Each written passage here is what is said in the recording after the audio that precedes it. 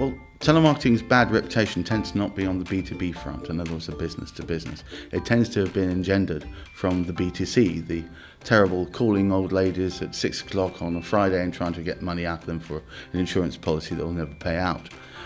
We tend to focus on representing intangibles, services, ideas, trying to build conversation with other businesses, representing businesses ourselves. So we are the business that's trying to propagate itself out there, and we talk to their target audience and tell them a little bit about how they can benefit from using their services. The point is, if you're representing a focused target audience with your message, and you've got data on organizations that can do that, and we can help you find that data, then once you've minimized all those issues, you should be getting your message across to people who want to hear it.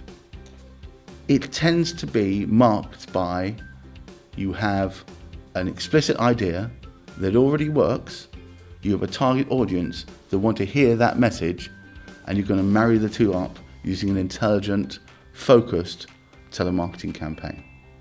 The people that we've got with us tend to be ones who want to do this because they enjoy doing it. They like building conversation.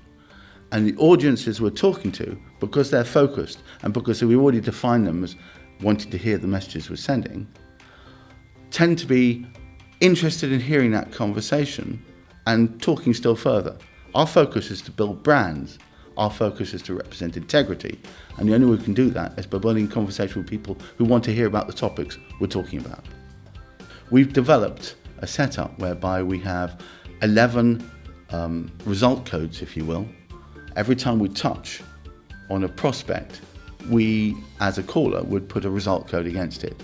Clients have full access to the data we're working on, so within 3 clicks, they can identify movements and changes, and hence, changes in low-hanging fruit. We define low-hanging fruit as having heard the message, shown an interest in the message, and want to talk still further or get further information.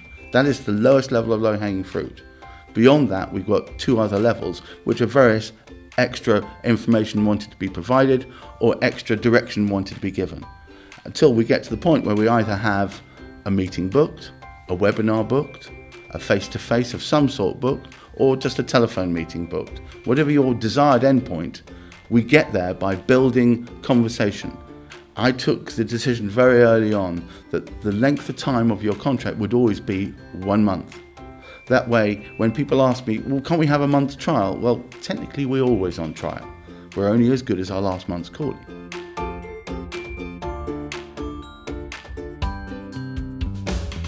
Well, doesn't this moustache tell it all? Because if you come to us, you get the positive feedback as you're going along in a direct manner, that you not going through a series of Chinese walls or he said, she said, or feather reports. You yourself can see in front of you the evidence of your own eyes that there's been movement, and positive movement in your direction, hopefully decent meetings.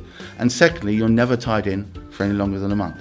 So you never feel that you're throwing money down a black hole with any likelihood of getting a return on investment. Thank you very much. Not at all. We tell the world your business.